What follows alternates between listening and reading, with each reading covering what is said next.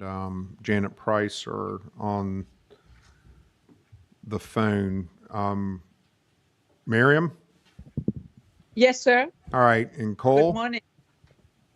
Yes, sir, I'm here. Janet? I'm here. All right, great. Thanks. Appreciate it, guys.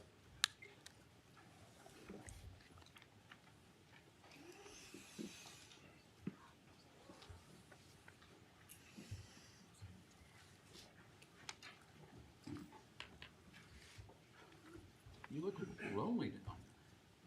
I feel all by myself. It's like a song. Someone should write a song. Yeah, there is all by one. myself, huh?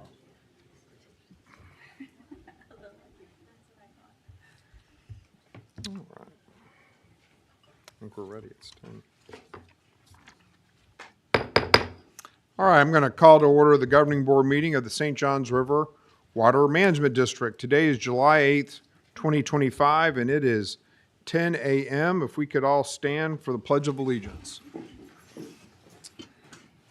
I pledge allegiance to the flag of the United States of America and to the republic for which it stands, one nation, under God, indivisible, with liberty and justice for all. Thank you.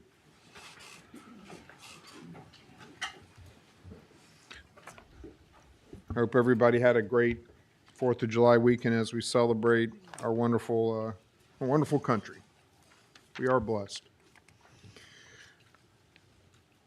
All right, roll call. My name is Rob Bradley. I'm present. Gabby White. Here. Oliver. Yes, sir, I'm here. Peterson. Here, sir. Atwood. Bornique. Yes, sir. Burnett. Here, sir. House. Here, sir. Price. Here. Okay, everyone is here today. We have a quorum. We're going to begin, hi Tiffany, with our employee awards today. It's good to see you, Good to see you too. and you're recognized. Thank you. We have just 2 awards today.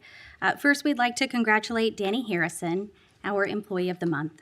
Danny is a Regulatory Information Specialist lead. She's recognized for her reliability, professionalism, and dedication to upholding the district's core values. Danny plays a critical role in ensuring that consumptive use permitting items are prepared and submitted accurately and in time for governing board meetings. She's also meticulous in tracking important deadlines and noticing requirements. Danny is also responsible for the administrative review of ERPs and the final review for ERP transfer permits. Her regulatory colleagues know they can count on her cheerful reminders and attention to detail to keep everything on track. Danny, thank you for all you do.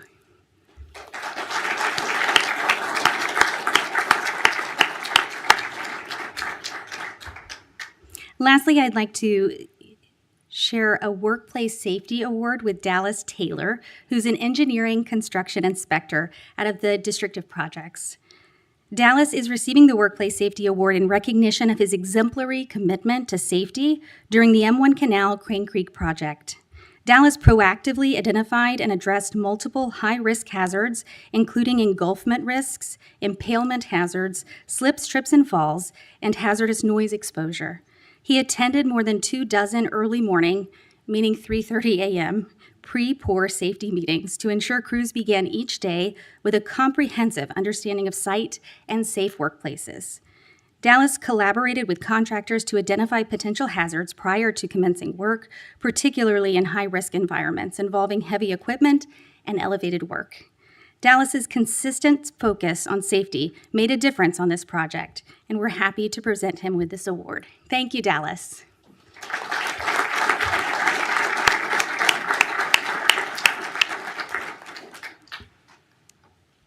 Thank you, Danny and Dallas, for your work.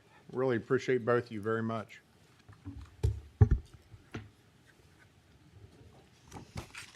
Safety first, for sure. You know, our employees out in the field in particular really encounter often potentially very dangerous things. When we saw this weekend just how powerful water can be. And a lot of water moves around our state.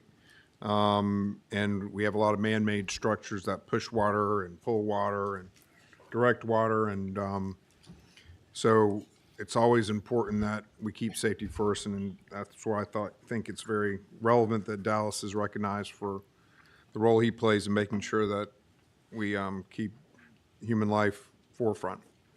All right.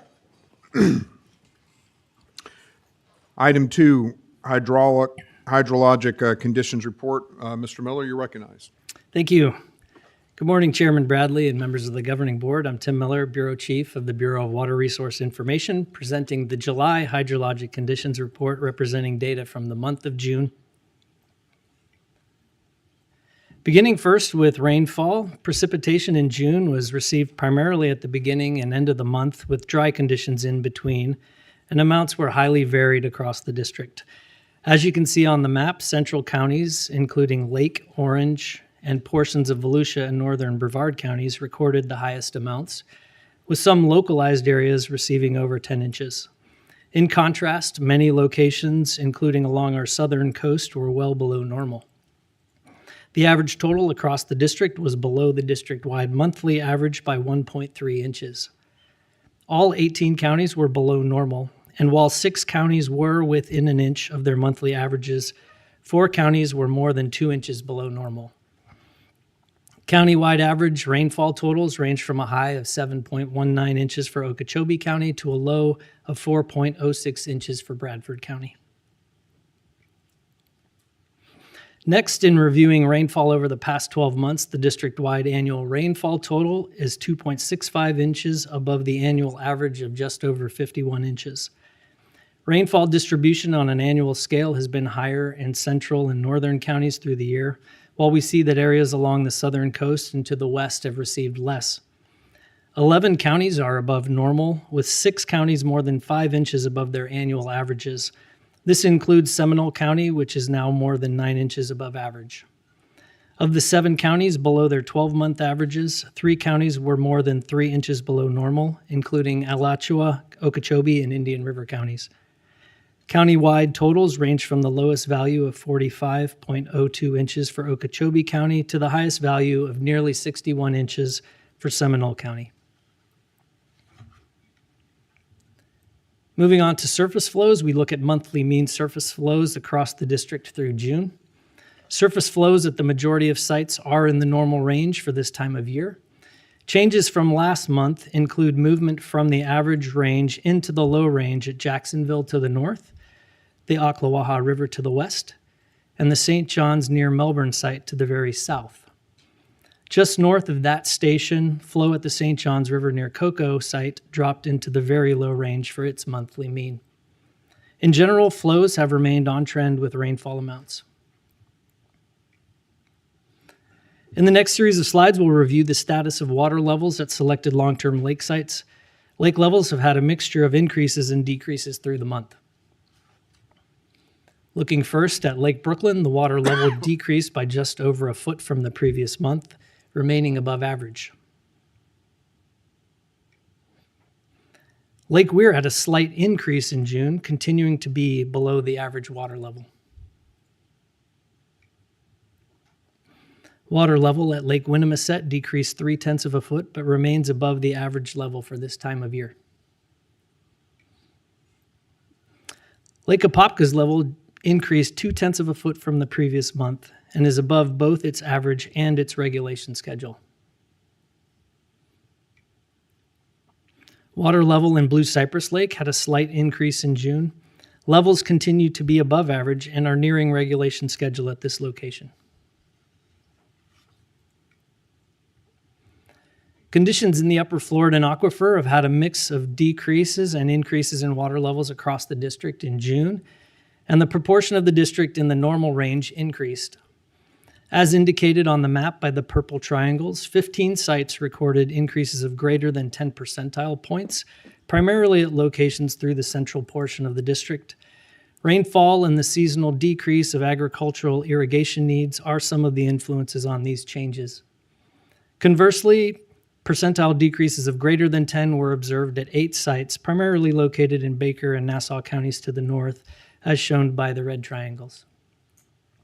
While areas of low and very low conditions persist in parts of Duval and St. Johns counties, movement from the low into the normal range was observed across portions of Lake, Orange, Seminole, Osceola, and Flagler counties.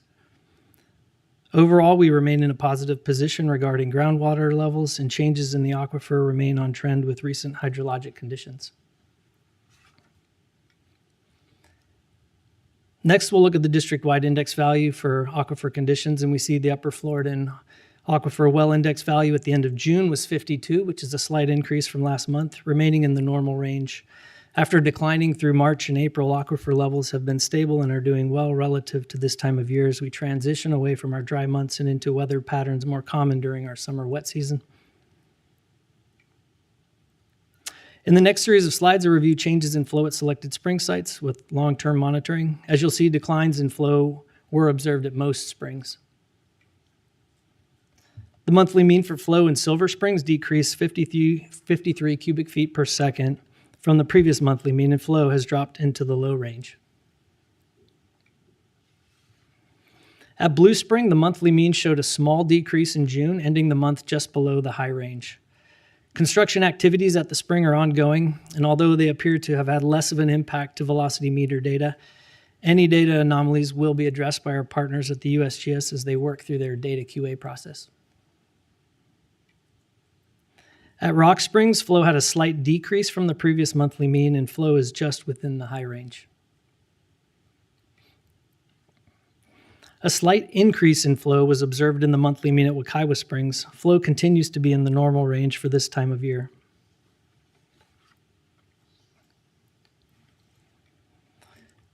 The well plugging program completed the abandonment of 5 wells in June. As you're aware, each well is a unique situation and can be complex to address. Notable this month was a 10-inch well in Brevard County that on its own yielded a savings of over 1.5 million gallons per day. Through these efforts, the abandonment of those wells provided an additional savings of nearly 2 million gallons per day, and since November 2020, the program has now saved more than 88 million gallons of water each day. Although we've seen improvement from last month due to increased precipitation in some areas, the next few slides relate to dry conditions that have persisted in spite of recent shifts towards our more typical rainfall patterns. Updated each week, this is the most recently published U.S. Drought Monitor assessment with data from July 1st. As you can see, with the exception of a couple central counties and our northernmost counties, many areas within the district boundary were at minimum classified as abnormally dry, which is shown in yellow. Moderate and severe drought conditions, as illustrated by the tan and orange colors, existed in portions of Brevard and Indian River counties to the south, and to a lesser extent in parts of Marion and Putnam counties further to the northwest, including some of the Tri-County Ag area. Outside our district, you can see varying degrees of drought were also being experienced across the state. Partial disclaimer here again, we expect the recent rains that we've had in the past couple of weeks to change this map when the update is released later this week. And reflecting that a little more is the Keach-Byram Drought Index map, which is updated daily, and these values are from yesterday. And designed specifically to assess wildfire potential, it helps to identify counties which are experiencing a heightened risk for wildfire. And currently, all of the counties within our district boundaries have index values of less than 500, and none are under burn bans at this time. Lastly, at the request made by the board during the last governing board meeting, I'm including an update on prescribed fire and wildfire activity using the fire dashboard that you've seen in the past. Although I'll lean on land management to answer any follow-up questions, I'm familiar with this management tool since in my first position at the district, I was a land management specialist in Palm Bay, And in that position, I had the opportunity to earn my prescribed burn manager certification and participate in applying fire to many of the plant communities in the southern region alongside the land management team in Palm Bay. And I have a lot of respect for the work of our land management staff. Also, since fire relies heavily on hydrologic conditions to be used as a tool, it dovetails well with the hydrologic conditions report. So looking now at the dashboard, the graph on the right side of the slide shows this year's prescribed fire accomplishments in red compared with the past 8 years. In the center, the fire tachometer shows the burn goal for this fiscal year in yellow, and the dial indicates how many acres have been burned to date, which is nearing 26,000 acres. As Jeremy mentioned in his presentations in May and June, prescribed burn conditions are most favorable in winter and early spring, so typically we see the greatest increases to acreage burned during that time as compared to the rest of the year. And this year has followed that pattern. And with several dry weeks this past month, staff did not conduct any prescribed burns in June, but instead allocated resources to battle several wildfires, which totaled 62 acres. So in summary, this is a challenging time of year to burn as fuels can quickly dry with extended daylight and high temperatures or become quickly saturated with heavy rainfall. But the team continues to monitor ground conditions and weather forecasts for opportunities to apply fire safely. This concludes my presentation. Happy to answer your questions. All right, we have I like the new slide on the prescribed fire burns. Again, I want to ask any of the board members if they would like to see some more data included in this report. I always find the report helpful myself, but we can always make it better. So if anybody ever has any comments, questions about it, please speak freely about it, obviously. Anybody got any questions right now? You're recognized, General. Thank you, Mr. Chairman. I know that when landowners come to us to get a fire burn permit, that's good. Thank you for working with them. Do we do any outreach with news information or letters or anything to large landowners to encourage prescribed burns? Because we see the disasters around the country where folks don't do that, some for political reason. That's not the subject matter of this discussion. But is there some way we can do some outreach to say, hey, you really need to do some prescribed burn here? I'll let Brian Emanuel speak to that specifically because I'm not sure exactly what kind of outreach we're doing. I do know that ranch owners and large landowners have a vested interest in maintaining their properties, and so prescribed fire is often a tool that they're using as frequently as possible that will benefit their lands.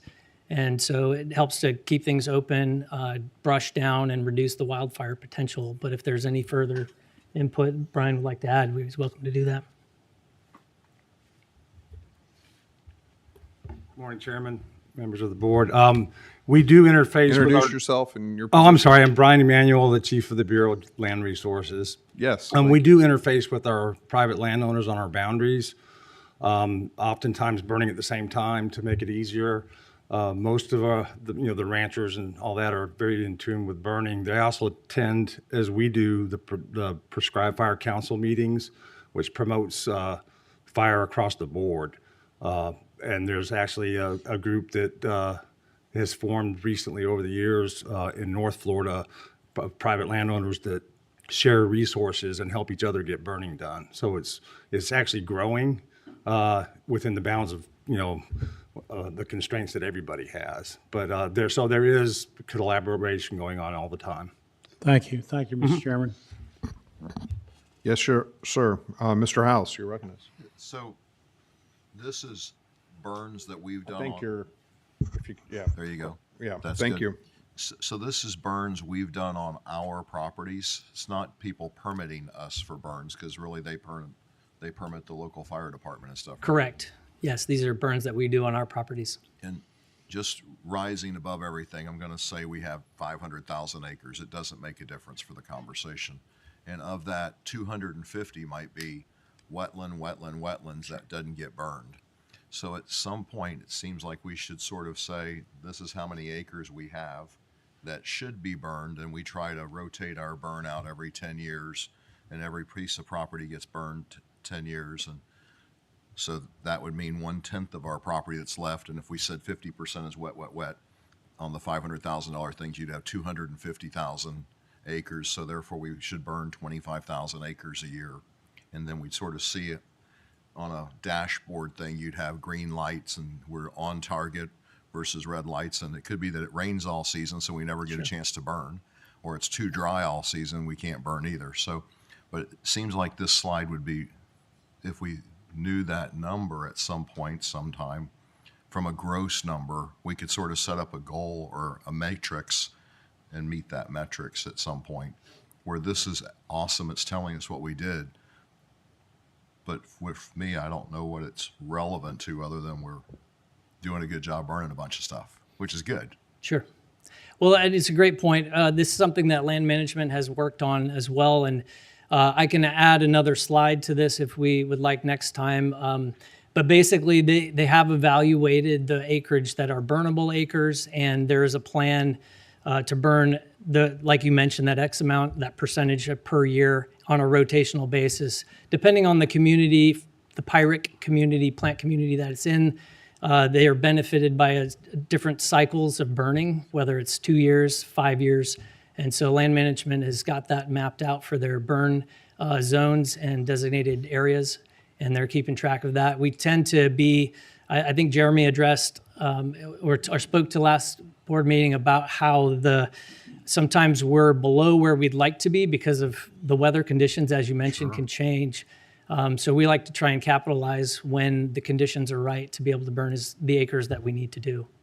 No, it's a great program. It's the fastest way to renew resources. It's awesome. So it's all good. It just would be good to have a metric that we can sort of, and if you guys say, hey, dude, we can't do as much, we need more money, then it might be our job to help get more money. Understood. And we'll lean on our chairman for that. Mr. Peterson. To Ron's point there, but isn't the middle graphic here showing the goal? Shaded, that's the goal for this year based upon what all the land management plans are showing. That's exactly what right, they'd all yes. like to see burn this year? So that's really showing us kind of where we need to be for this year at the end of the year. Mm-hmm. So, Well, and great point. I do think that it does show that we're on track, so to speak, and there's a monitoring mechanism reflected here, to your point. To combine that point with Mr. House's point, if we could look sort of at the 5 or whatever your horizon is for the rotation, whether it be 5 years, 6 years, 7 years, to hit every part that's available, just to kind of see where we are. And I mean, how many acres do we have that is burnable, and how much do we plan on doing it per year, and what's sort of the bigger picture? Okay, so So this fits into a bigger picture. Right. So I guess if we use the 500,000 acre number, and I think the number is more like 750,000 acres of land we own, there is some portion of that land that should be burned, and some portions of that should never be burned. And so we should sort of have, hey, there's a 750,000 acres out there. We're going to burn 250,000 acres. And then that's all that we can sort of just know what we manage. That's all. Because I don't really know those numbers lately. And it sort of would be interesting to learn things like that. Sure, we can provide that. And Let's as take a nerd- shot at that, All right. and then we'll go from there. But Chris is right. They've met their goals. Good job. Sure, we can do that. 1 second, Mr. Mueller. You're recognized, Doug. Through the years, one of the biggest concerns I have is not our burn program. I think it's first class. It's the urban-rural interface and it's happening really fast right now with the huge expansion in Florida. Everybody's moving here. And in our area, what used to be citrus now is being carved up into 10-acre ranchettes with a family puts 2 horses out there, or an organic garden or something. But it's being carved up in areas that you can't burn. And riding around and looking at that interface, the last time we had a bad burn scenario about 20 years ago where Brevard burned badly. Was that, Ron, about? Stop construction. People thought the entire state of Florida was on development. It was like a mini recession in that area of Florida for a while, all from Palm Coast all the way down to Titusville. And it's gotten worse. And maybe there's a program, like a cost share program, where you can get a bush hog in there and rent it to ranchers to get rid of their underbrush and things, because that to me is the fuel that would ignite our towns and cities to the east of that. It's not the ranchers; they're on board, and the citrus guys. We've pushed our trees, and we're doing our job at the district. It's that interface that provides the old pepper bushes and crap that we need to get rid of. That's the fuel that will affect the urban areas and the cities and the towns, like Fellsmere and Indiantown and Sebastian and all the small towns. That's the concern I have. And just maybe there's something that could be done for a program to go and offer to a 20-acre ranchette. Fire season, can we go in there at a cost share program and knock down all your underbrush? Just a thought. So we've got prescribed burn wildfire data on lands that are being burned. Do you know approximately how many acres we have that should be burned, but for reasons that Doug talks about can't be burned? And where are we on the mechanical or chemical undergrowth management? Do you have any thoughts or comments on that? Or? Yeah, 'Cause I know it costs a whole lot more to do that, so if we're starting to have more and more of that, we probably should look at that from a budgetary standpoint as well. But we do. We have a bunch of money that we allocate towards underbrushing. Some of it's for habitat management purposes, but we're doing it at Moses Creek right now, or actually they just finished up, and most of the mowing we did there was on the urban interface, because that's some really scrubby dry ground, and we got the neighbors on board 25 years ago, because some of them weren't on board with us mowing behind their houses until they saw what when you're new to Florida, you haven't seen it. And then they change their mind once they see it. And it's actually good for the habitat as well as safety of our neighbors. So we do that. And to back up to the previous comment about bush hogging on the interface, the Division of Forestry does have, Florida Forest Service now. They do have a program of mitigation teams throughout the state, and if there's something that's really seems fuel along a boundary with the neighborhood or whatnot, they will come in. They have to evaluate each project, but they come in and they mow for free, just to knock the fuels down. It's usually on public lands. I don't know how it works, but it's usually public lands right next to private lands. We've utilized them as well as our own budget money to do those types of work. So it's happening out there. But as of now, you're feeling you've got enough budget to do all of that you need to do that's non-fire vegetation control? I feel like we're doing pretty good. We shuffle money around when we need to, so it works out pretty well. All right, fantastic. The main thing is daylight. And the weather, because even the mulch mowing and stuff, if it gets too dry, we've had machines catch fire working in the woods, and then do that, and you leave the fuel there, and therefore it's dry, and it's got an issue with fire. Okay, yeah, but it's happening. We work with our partners, neighbors, and everything. Very good. Thank you. Mm-hmm. That's great. Does anybody else have any comments on? Hey, this is why we put this dashboard up, to start this conversation, and we're going to continue this conversation. Appreciate everybody. Thank you. Sure. Thank you.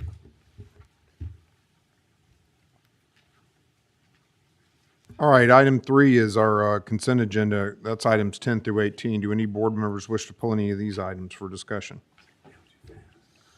We have 10 through 18. Anybody have any of the items that they wish to pull for discussion? Seeing none, is there a motion to approve the consent? All right, we have a motion approved by the general, second by Ryan. Is there any discussion? Hearing none, all those in favor say aye. Aye. Aye. Aye. Aye. Any opposed? The motion is approved unanimously. Item 4, Ms. Theus is going to talk to us about 2 cattle grazing leases at the Fort Drum Conservation Area, which is in Indian River County. And Sheila, you're recognized. Hi. Good morning. Good morning, Chair Bradley's, members of the governing board, Sheila Theus, Director of Real Estate Services. Before presenting the details of Agenda Item 4, I'll begin with a brief overview of the cattle grazing lease program. Grazing leases meet land management objectives by assisting with the on-site security, general maintenance of the property, control of feral hog and coyote populations, vegetative management, and provide income for other land management projects.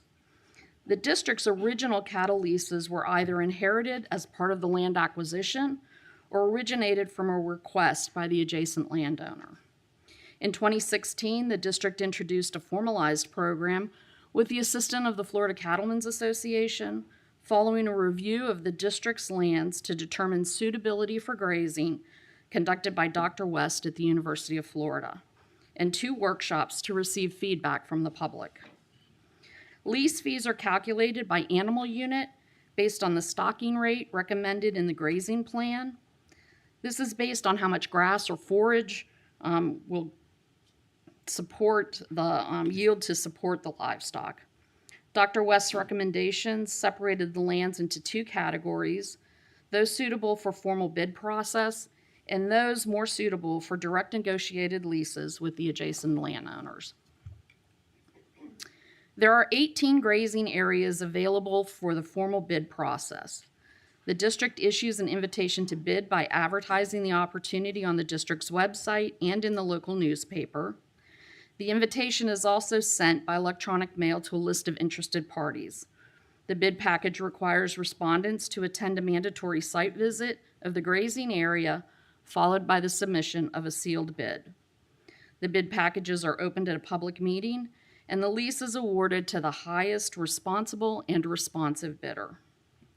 Respondents are required to have 3 years of experience managing cattle grazing operations of 300 acres or greater and 100 animal units or greater. Respondents are also required to provide a minimum of 3 references. The lease fees may be offset by providing in-kind land management services to the districts in accordance with the land management plan. In-kind services can include installing or repairing boundary fences, fire line maintenance, mowing, roller chopping, and invasive plant control. There are 9 grazing areas identified by Dr. West as being better served by a direct negotiated lease with the adjacent landowner. These areas were selected for direct negotiation due to limited legal access rights, wet weather conditions, or navigational hazards that make fencing a challenge. Additionally, district lands identified for a district project resulting in a term less than 10 years were also included in this category. The lease fees may also be offset by performing in-kind land management services, and the value of the in-kind service is determined by the cost the district would incur if performing the activities themselves. An update to the 2016 analysis performed by Dr. West is currently under review to confirm his findings are still valid and determine if there are additional land suitable for grazing to add to the program. This completes the program's overview, and now I'd like to turn your attention to Agenda Item 4, 2 10-year leases at Fort Drum Marsh Conservation Area obtained through the formal bid process. The purpose of these maps are to orient you to the location of the subject property. Fort Drum is located at the southern end of the district's boundary within the Indian River Lagoon, Upper St. Johns River Strategic Planning Basin. Fort Drum is in the southwest corner of Indian River County and stretches from the Florida Turnpike, which is right along here, to State Road 60, which runs right along here. The 2 distinct sections of the conservation area were found to have suitable forage for cattle grazing lease Those areas are shaded in bright green in the map in the middle. These lease areas are comprised of wet and dry prairies that were converted into improved pasture in the 1940s. These two lease areas depicted on the far map, in the maps on the far right, make up about 15% of Fort Drum's 21,000 acres. The north track encompasses about 1,300 acres, and the south track is approximately 1,900 acres. In April, the district advertised an invitation to submit an offer for two 10-year cattle grazing leases. An email notice was sent to more than 200 interested parties. 27 prospective bidders attended a mandatory site visit, and the district received 12 responses for the North Track lease and 13 responses for the South Track. The bids were then opened at a public meeting on May 29th. Taken together, the terms of the lease are provided in the table to the left. These leases also contain a provision that prohibits the application of biosolids. This concludes the overview and the presentation of the two grazing leases. At this time, staff recommends approval of the actions described on this slide and in the corresponding governing board memo for agenda item 4. I'm happy to answer any questions. Any questions for Ms. Theus? You're recognized, Doug. Well, both these tracks drain into Blue Cypress. There's no way they could put gray water or chicken manure on either side, could they? No, sir. Good. Because I suspect we had an algae outbreak in Blue Cypress about a month ago, and I suspect there's somebody putting chicken manure or some biosolids on the west side of this area. And anyway, I'm glad they're not. And can you go back to slide 2?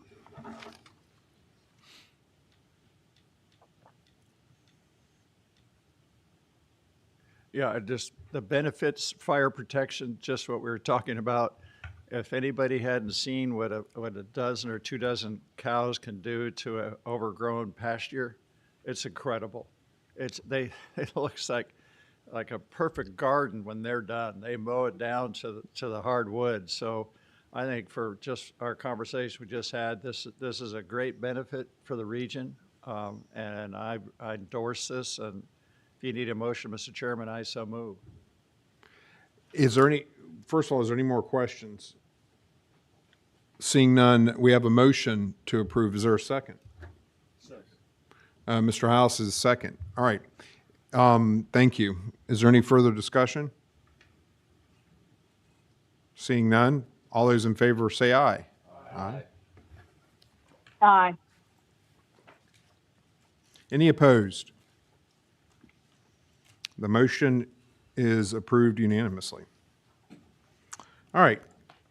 Item 5, we have an update on our construction projects for our 2 regionally significant water resource development projects. And at this time, before we begin, I did want to say that, obviously we're going into budget season now, and we're going to be looking at that over the next several months. Talking with Mike, I think it's looking like next month we're going to do a review of sort of with each of the basins, our projects, sort of the 5-year window of what needs to be done in the various basins when it comes to one-time expenditure project work. Obviously, there's not going to be the dollars to pay for all those projects, but you don't know what your aim is until you know what your aim is, until you know what we need to get done. And there's the idea about how much of the dollars that go above and beyond our recurring operational are we going to put towards projects in the next budget year, correct? And that's a decision for the board to carefully consider and make, receiving all the factors about, the urgency, cost, et cetera, of each of these basin projects.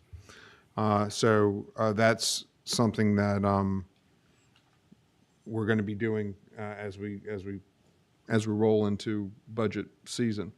And my question for the board would be, before we get into these important projects, is there any other budget-related analysis we would do other than what I just described, I'm sure. But is there anything in particular that the board would like for us to take a closer look at as we go into this season? And you don't have to answer now, although that would be great if you did, because but that's what I want everybody to have top of mind. You're recognized, Mr. House. Mr. Chair, so in another side of my life, the Department of Transportation does all these 5-year plans, and there's capital for new roads. There's just going to be a new Florida Turnpike built. There's not. I'm using that as an example. Well, that's sort of like a long term. It's a project that's going to be needed, but there's also widening of a road, resurfacing of a road, bridge maintenance, maybe another 2 lanes of a bridge to add capacity of those things. And those are all, 50 million here, 100 million there. They're big numbers. And some of the items we do, like we need to restore and replace this floodgate or this thing. So that's almost like a reoccurring, it's sort of a capital expense, but it's almost a maintenance expense. Mm-hmm. But there's also sort of new expenses that we do and that we need to do. And so some things we're doing is we're contributing going water to sewerage, from a septic tank to sewerage, I'm sorry, and things of that nature. So we sort of should have buckets of what's new that needs to be done for capacity and protecting capacity, because part of our world we're protecting more than anything else, which is almost maintenance. But part of it is just, every time we replace a dam or a weir or something like that, it's a $500,000 bill. And maybe that $500,000 bill just needs to start getting planned that every 20 years these weirs get replaced. So there's always sort of a base number. So if you looked at the DOT budget, roughly, there's like $6 to $8 million. It's just maintenance of fixing the roads, the employees, pothole patching, guardrail fixing, and all that stuff. And then there's also travel lane expansion, and there's also new roads that are new projects. So, and I don't know how we correlate that to our buckets too, but if we could do something like that, I think that's important, because if you said, what's the part that's important for, just using it as an example, we'll call it the Blue Cypress Lake area, call that area there. And so there's going to be ongoing, we're going to do some weed stuff, we're going to take care of some weirs, we're going to deepen some ditches, we're going to clean out things and those things, but that's sort of part of the overall money that goes, and that needs to sort of like be an ongoing money. But some of the things Doug says that's important is, hey, in the old days, this water used to not go to the Indian River Lagoon. It needs to be reverted back that way, and that's what happens. And sort of like one of the gifts that we've done that's going to change some of Florida's history is refilling the lakes at Keystone Heights. And that's like a big project, and it's a $50 million expense or whatever the number is going to end up being. But that's a lifetime fix, just like some of these diversion of the water from the Indian River Lagoon over there. So those, in my opinion, are sort of like major capital expenses that we need to have those bucket list things that, wink, wink, we probably can't afford our list, but like you said, if we don't have the target, we can't get to our list. And then we have to prioritize, and I think that's our job, is our staff has to technically prioritize, and we have to, through our, whether it's political, our own personal experiences, everybody has, Doug looks at things agriculturally and historically, and the general is the op research wizard of everything. So when you look at all those things, then we can make that decision, because that's what this board's supposed to do also. And then we have to recommend that to the Florida House and say, hey, we need this amount of money for those capital projects. So in some respects, we should probably think about what those buckets are. And I'm not. No, I think I think it's very well said. And to be clear, when I say project lists in the basins, that includes not just putting a field in a place where there's nothing there right now, a water structure, but also replacing dams or weirs or whatever major improvements are, and I say major, I mean, are $500,000 improvements. I would look at it like, let's take the Black Creek project, for instance. There's going to be ongoing maintenance for the Black Creek project, right? And that's going to be baked into our budget. That's not what I'm talking about. We're talking about in 20 years, if one of the fields needs to be, or the pipes need to be replaced or something, to your point. Exactly. Then that would be on the list. Right. Right? Of things that the one time, I say one time, they're not one time, they're maintenance, but they're, you're using non-recurring dollars potentially to pay for that. And it's not salary, it's not recurring operational or permit reviews or anything like that. But it's a project, or it's a structure that needs to be replaced or updated or whatever it may be, and that needs to be on the list as well. Whether it's in a bucket that's in a different, It's like in between. It's a right, however it is, I'll leave that, I guess, to staff because I think that they sort of do that sort of analysis anyway, which is great. But we need to look at it in order to properly budget, how we're going to spend these taxpayer dollars, not just next year, but in the context of a 5-year window or even longer, if necessary, depending on the situation. I'll go with Doug first, and then go ahead, Mr. Bernique. Yeah, I think Ron's comments were spot on, and we as a water management district and all 5 water management districts have done a great job through the years of figuring out how to deal with flooding and getting water off the land to keep the majority of the state high and dry. And we're a state blessed with 55 inches of rain a year, and hurricanes that dumped 20 inches of rain in 2 or 3 days. But considering all of that, water management, South Florida, St. John's, whatever one you want to talk about, has done a great job getting it off the land and getting it away from our homes.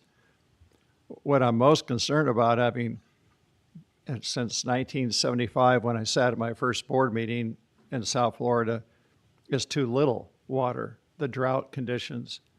We now have 22 million people living in the sandbar, and we've been blessed for the last decade with this growth with average rainfall primarily for the last 10, 12 years. We are going to find a dry cycle over a year or 2 or 3 in which we're going to need more water. And I think the biggest thing we can do is plan for that. Because the last mega drought we had when Lake O, again, I've said this a number of times, when it hit 8.85 feet and the whole area was burning, be at Vero Beach, all the little towns and cities, they really haven't amped up their ability to provide more water other than the wells that they have currently. And we are still discharging to tide every day billions of gallons of water. And so we need to look at projects, as Ron said, that moves water out into the St. John's where we can use it. I was a swing vote at my first meeting on this board to allow Seminole County a pipe into the mainframe of the St. John's River, and because they were out of options. And Orlando's getting thirstier and thirstier. And I know my county, the wells we have here in Indian River County, they have issues and have affected the farmers because they're tapping it too hard. So, which means to me, all the way up and down the whole river system, with a drought condition, a severe drought, a lot, Cocoa Beach, I don't care what city you're talking about, that they're all going to probably have severe issues. And the best way we can affect that is get more water into the system. And take the big picture. What are the biggest items we can do to move water into the mainframe of this river system or provide it to the people that live along it? And the best way to do that, in my humble opinion, and I've said it a million times, is get it the hell out of the Indian River Lagoon and put it in the St. John's. Get it out of the Mosquito River, the Banana River, the Indian River, where they don't want it, don't need it, and we can put it in our river, the St. John's River, and flow it towards Jacksonville, where it's going to go out to tide eventually, but provide billions of gallons of an unbelievable resource. It's our most valuable asset in Florida is water. And so big picture, Mr. Chairman, I think is whatever project we can find that provides water for the future is the best project. Thanks, Mr. Burnick. Mr. Pearson, you're recognized. As we're looking at these priorities, I don't know how and it'd be interesting to know how we're able to factor in the amounts of cost share projects that other municipalities and local governments want to. If we're looking out 5 years, how do we know exactly what they're going to be interested in proposing and how that coordinates with what we want to do as far as our own project? So I just say, in the part of the analysis, I'd like to kind of take a look at that and see how we look at that.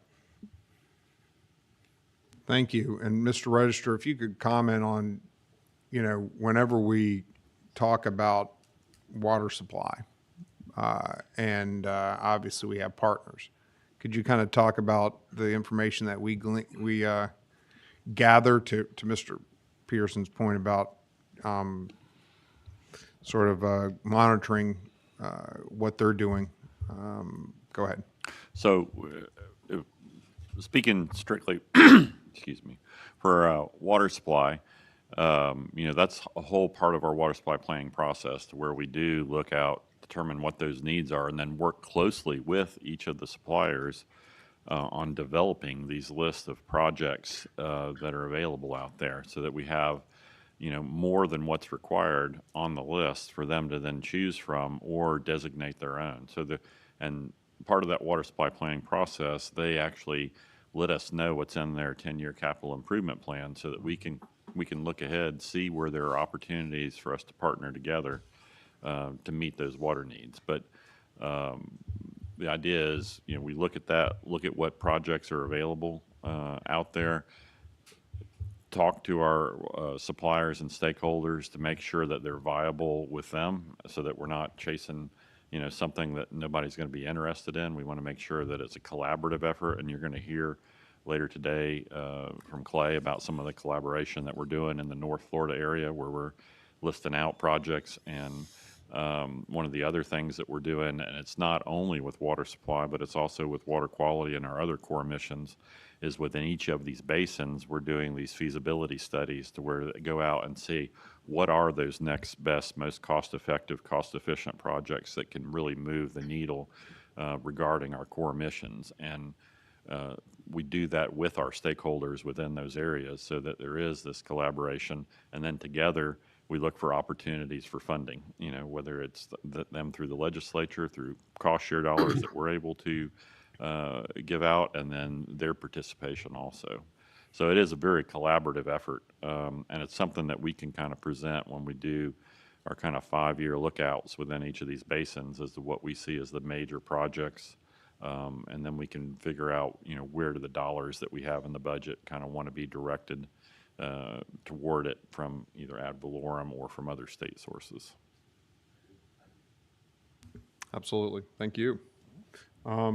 Any other comments on this before we get into these two important projects that sort of touch on a lot of the things we're talking about here today?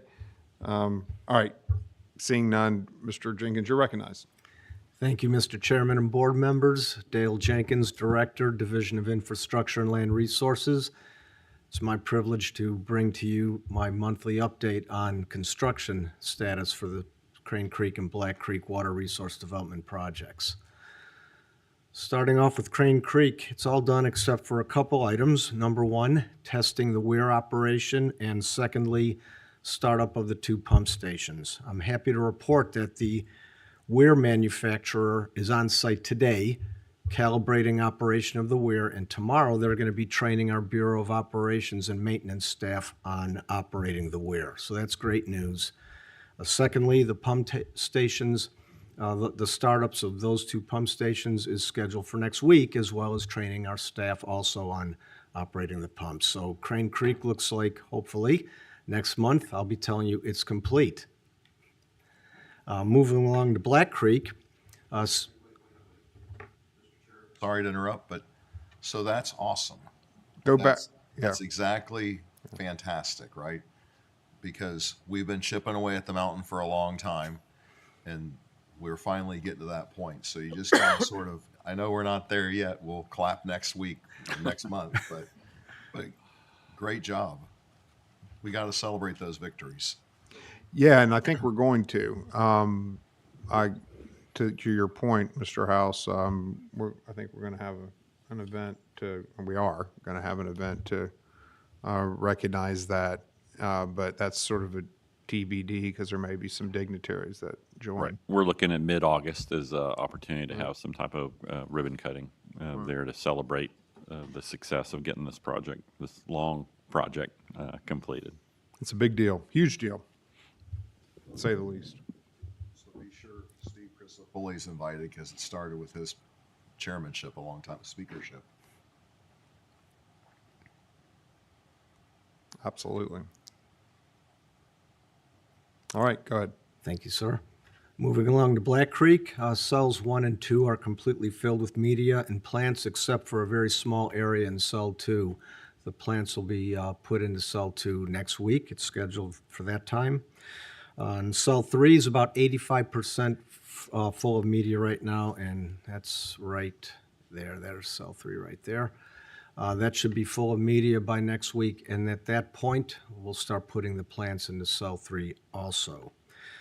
So since mid-May, it's been really dry in the South Fork of Black Creek sub-basin. They haven't been getting a lot of rain.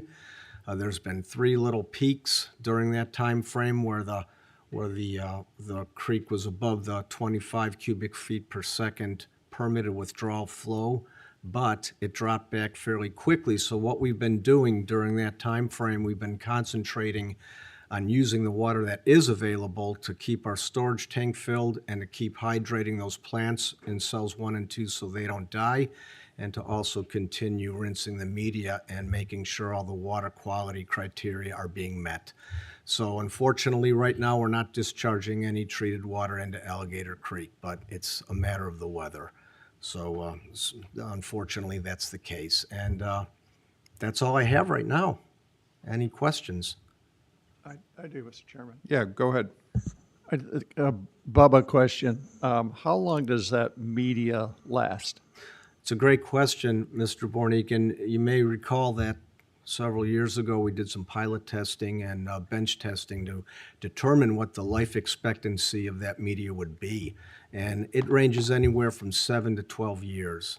The good news, in this condition we're in right now where it's dry and we can't pull water out of Black Creek, that also gives those cells a little bit of time to rest, and so that could extend the life even a little bit further. All right, any other questions? All right, that was for informational purposes, so there's no action to be taken. Thank you. Thank Dale. you. All right, just completed a legislative session. We got Mr. Lovejoy here that's going to tell us what we won. Wins and losses, sir. Wins and losses. Good morning. Adam Lovejoy, Director of Governmental Affairs here with a brief update on this year's sleepy and uneventful legislative session. We'll start out with policy bills, talk budget, and do confirmations like we typically do. So first highlight, very big bill. You're going to hear about this when Clay starts to give his presentations here in a little bit, but Senate Bill 1228, Springs Restoration. The regional benefits of this project are immense. The authorizing language that was in this bill will allow 2 regional water reclaim facilities to provide the source water for this regional water supply effort, and you're going to hear all the good details from Clay here in just a moment. Senate Bill 492, dealing with mitigation banks, adjusts the state's approach to mitigation bank credit release. Bill allows applicants to potentially access out-of-basin credits when certain criteria is met. Requires DEP or the water management districts to determine if a mitigation service area lacks available and appropriate credit types within that service area, and determine that the permittee responsible mitigation is insufficient to offset the project's impacts. So if that criteria is met, a cost multiplier is assessed to the applicant for accessing credits in neighboring basins. And then on the last one on the policy side here is Senate Bill 108, Administrative Procedures. It's a broad bill addressing agency administrative procedures and rulemaking. Requires each agency to perform a review of all of its rules. Agencies are given 5 years to complete said review with a requirement of reaching 20% review each year. This review will occur in coordination with the legislature's Joint Administrative Procedures Committee to review the rules for consistency with the powers and duties granted in the enabling statutes and see if any potential updates are needed. So that's the policy side. Budget highlights. We'll start with statewide, tracking well with what the legislature's done over the last several years. So $150 million for resilience projects, $20 million for resilience planning, $50 million for springs restoration, $50 million for alternative water supply grants, $25 million for the Indian River Lagoon Protection Program. So $250 million or so for water quality projects. So we're right in line with where we've kind of been up and down the last few years. But district highlights, land management assistance 2.25 every year. We got that. $5 million for Doctors Lake to continue the effluent treatment program there. $15 million for Taylor Creek Reservoir, which is obviously important for CFWI purposes. $15 million for Lake Jessup management of phosphorus, legacy phosphorus in Lake Jessup. So, for local projects for our cities and our counties and others, ended up being $92.6 million in total projects for them. Including $1.5 million for a septic conversion phase in the town of Oakland, right on the edge of Lake Apopka. It was the final phase of that project, so I know that they're super, super happy to get that. And then finally, confirmations, Mr. Bornick, Chairman Bradley, congratulations. It was touch and go for a little while, but we got you through. That's all I've got. That means he earned his keep, right? Yes, absolutely. All right, do anybody have any questions on that? And I would say that when it comes to sort of legislative appropriations for projects, we need to include that on the list of projects too. And if that's the source of funds, then that's the source of funds for this year. And if it's something that is, needs to be advocated for long-term, we need to, that flags that as something that perhaps we need to advocate for long-term. Mr. Chair? Yes. That 492, there's some grayness in some of that stuff of what determines stuff isn't available in a basin and where it goes to and how it's going to work and where to go to from that. And it might put our staff in a little bit of making those determinations. And at some point, we probably should at least help them with that and know about it, so we make a policy the way, I mean, the law is the law, but there's some grayness in the way it's written and everything on how, what is the definition of availability? So if there's one credit left in the basin, the guy can say, okay, it's $1 million. So is it still available or not? So there's some interesting gamesmanship that can go on with this, because whenever there's a rule, there's people that work with the rule some. And so at some point, it might be complicated. So we probably, I mean, it's so new, you don't know the rule, but at some point, we probably need to help our staff with, hey, they explain it to us and say, how would you guys like to manage it? Because like, we've had some good conversations of, can you mitigate commercial land just to make commercial land, or do you have to try to save that land and only do something smaller, et cetera? And so there's always a what is fair, and fair is in the eyes of the beholder. And a lot of times, I think part of this board's job is determine what fair is sometimes. Oh, yeah, well, I think that, that's a great point, and, I would charge staff with letting us, as this thing rolls out, Yeah. you're gonna run up against things. I'm confident, based on what I understand of this new, direction. And so, here we go, and yes, we're happy to provide, what our thoughts are on the And I matter. don't think you can say, Mike, bring the storage in the next month, because they haven't played with it enough yet, because it's going to take a while to get there. So there's It's- a point where it's we're right to gonna be see, talking. it's going to evolve, and it's gonna be apparent what calls need to be made, Exactly. right? And we got great staff, but they have to Yeah. learn too. Yes, sir, Mr. Atwood. Mr. Chairman, so I had a question on this, but I didn't ask Adam because I didn't think he'd be the one to ask, but maybe Ron is the one to ask. But like, do we think this is going to impact a certain area of the state more? Like, is our water management district more impacted by this law, or is it less? I don't know. It's just a question, a curiosity, I guess. It's a I'll answer a little bit from my side, you guys can answer from your side, but there's certain areas, there's just not many credits left. And so, because as land develops out, there's nothing left to go. And so those credits mean you can't do a project in that area if there's no credits. And everybody decides what a fair mitigation ratio is. And so that conversation, if there's no credits, you can't build. So it's almost like a moratorium in some respects. So this bill is supposed to alleviate the moratorium possibilities of those areas, so you can get something that's more sensitive overwards. And if you go out if you go to another area, you may have to buy more credits to make it fair. But again, the definition of fair is complicated, because at some point,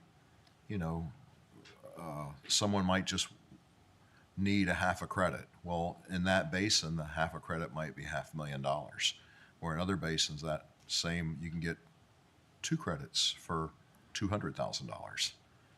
So there's just different thought processes that way, and that's what the bill's going to create, a little bit of negotiating, we'll say, that's going to happen. That's what, and there are areas of the state that can't. There's just no credits left. Would it be safe to say that you're going to have certain areas of the state that are left in more green space, while other areas of the state are more developed because of this rule or law? Yes, if you sort of think about it, if you wanted to develop in downtown Jacksonville, land goes for $1 million an acre. We'll just use that as a number. Well, if there's no mitigation available there, you got to go someplace to get it to do something. And I don't know why downtown Jacksonville has something that way, but we'll just use it as an example. So it'd be a lot easier to buy something from Putnam County, because you can get 10 acres for the same price of something there. So that's the challenge. Okay, thank you. Do you have a comment? Well, just we're in the process now of working with our sister agencies and DEP on the implementation, how this is going to be, so that we can kind of make sure everybody's figuring it out together, how it's going to be implemented. And as I said, we kind of work through grinding through some of these permits and processes, that's when we'll really, know the extent of how it's going to work. And at that time, we could bring something back to the board if they're interested in, how that's being applied. As far as the differences and where it's going to really be affected in the state, our district does have probably the most, I would say, mitigation bank credits of any of the other districts where they've done a lot of mitigation bank development within our area. There still are some mitigation basins, because they're divided up into drainage basins, and in order to meet the no cumulative impacts, that mitigation has to occur within that same drainage basin. So if the service area of that bank doesn't go in there, then there's no credits basically available. They can then allows them to move to another bank to get that. So I could see, you know, development in other areas purchasing mitigation bank credits in our area if they're out, you know, along the border lines, which could, you know, actually cause mitigation to happen in ours for impacts in others. It really is going to kind of depend on the market settling things down and seeing how it all operates. And a lot of people get used to the mitigation bank credit as being the thing because it's pre-made, you know, mitigation that you just go pay a fee for and you're done. But we still do have the other options of people doing their own mitigation through preservation, through enhancement, you know, of their own particular projects. So there are other opportunities out there in addition to mitigation bank credits, but this kind of opens up the marketplace a little bit more so that you're not restricted to just within that basin if there happens to be nothing available. And if there's nothing available and there's nothing easy for you to do as far as preservation restoration, then you can kind of go outside that and go to the next basin over. So it'll take a little bit of time, like with any new procedure, to see how it's all gonna shake out. But we'd be happy to come back after we've like played with it. Maybe it's not the right word, but worked with it for a while and report as to how we see things are doing. I think it'd be a valuable information, and we could get good input from the board as whether or not they feel we're doing that correctly. The supply side of the supply demand economic model has been increased. Mm-hmm. Yeah, that's correct.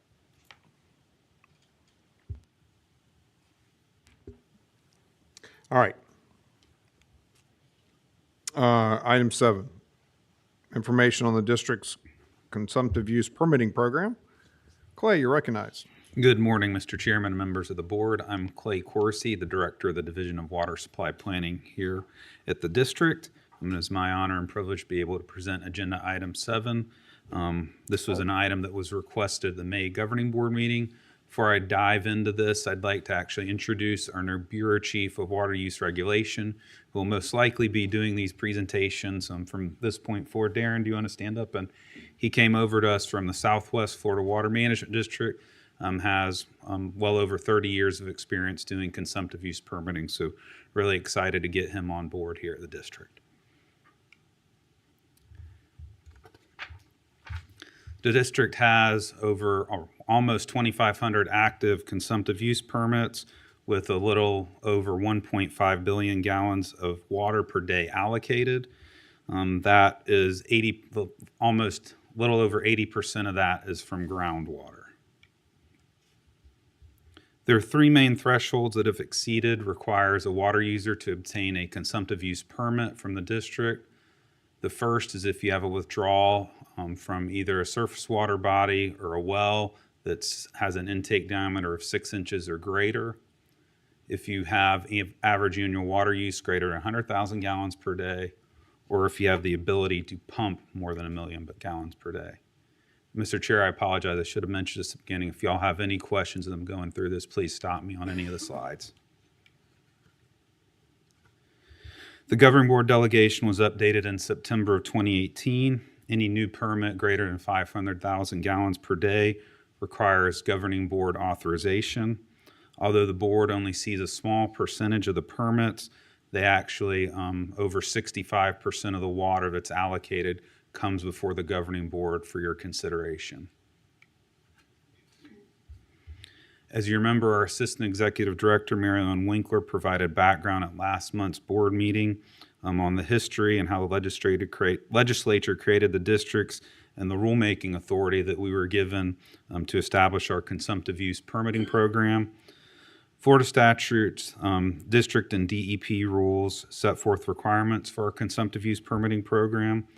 The applicant's handbook, which is part of the district rules in Chapter 40C2 of Florida Administrative Code, provides the district permittees with the requirements in order for them to be able to meet the conditions for issuance to obtain a permit. The cornerstone of the CUP program is a test commonly referred to as the 3-prong test.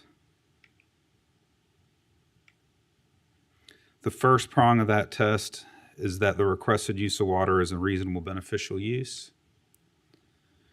There's a lot packed into the reasonable beneficial use criteria. We have an applicant's handbook that gives applicants guidance on how to meet the criteria for ensuring the requested use is reasonable beneficial. A few examples of what is required under this section of the three-prong test are shown on the screen. You'll see in the next slide that public supply and agriculture are the two largest use categories in the district. If I included some of that criteria specific to those two categories, those will be the vast majority of the permits that come before the board for consideration. In fact, we'll have 2 agricultural permit renewals coming to the board for consideration next month. The second prong of the three-prong test is that the use must not interfere with any present existing legal use of water. And the third prong is that it needs to be consistent with the public interest.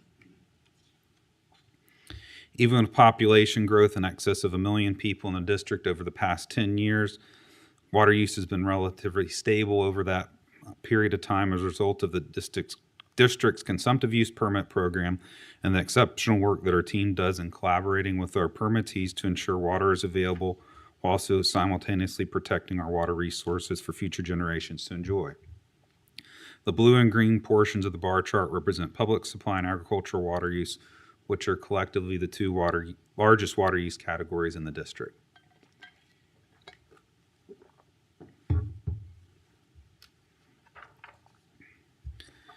Gross per capita water use rates are the total water use divided by the total population of the service area. As you remember from the Daytona Beach permit, the gross per capita use was higher than would have been expected due to significant growth in the commercial and industrial water use segments in the city's service area.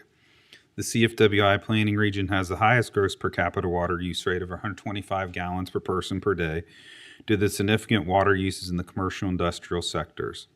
Residential per capita is the total water use used by single or multifamily homes divided by the total population of the service area. Number of factors affect both per capita water use and the percentage of beneficial reuse and are shown on the left of the slide.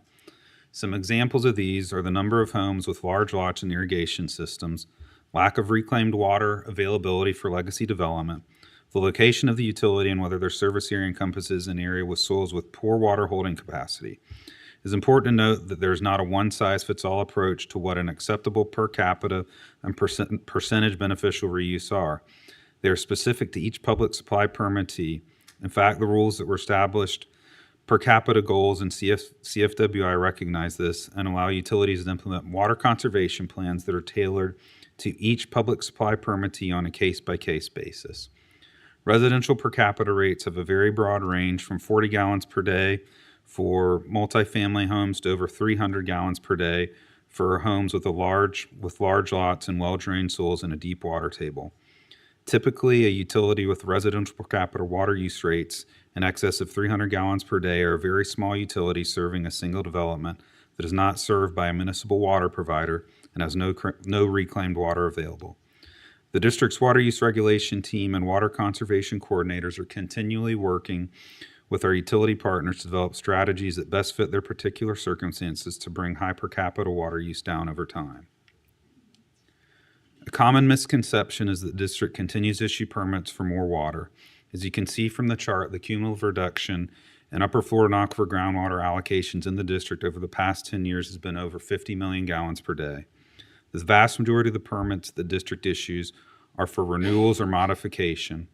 Of the 2,000 permits issued since 2015, less than 4% have been for new uses. The vast majority of the permits the district issues are renewals and modifications, which represent over 96% of the permits that have been issued. This is a main reason that having duration for a consumptive use permit is so important. Data is continually collected and it is valuable to reassess the allocations during permit renewals and modifications. This helps to ensure that as technology becomes available and is adopted, these practices can be employed to promote water conservation.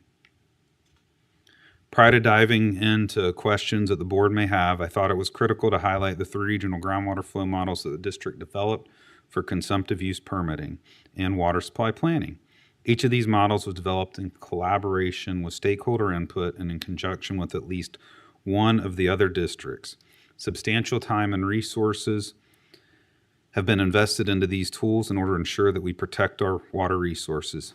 These models are continuously being updated as new data becomes available to ensure that we're using the best available information to support water supply and consumptive use permitting decisions. That's the end of my presentation, Mr. Chair.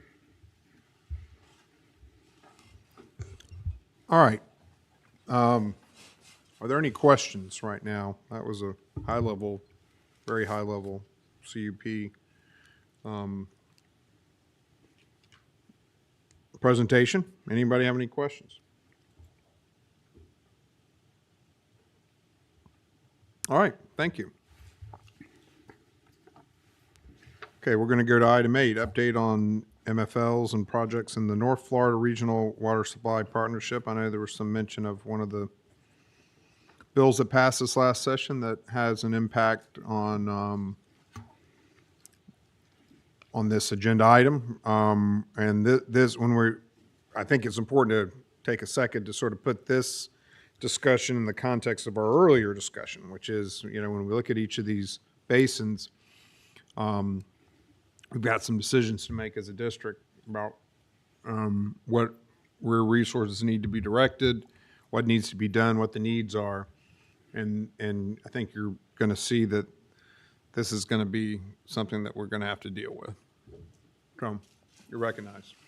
Thank you, Mr. Chairman. I'm actually really excited to present on this today because it's something I've actually been working on both here at St. John's and previously when I was at the Swanee River Water Management District for almost 20 years, and just couldn't believe the collaboration that I've seen between the districts, DEP, and the stakeholders in the region to help solve the water supply challenges in North Florida.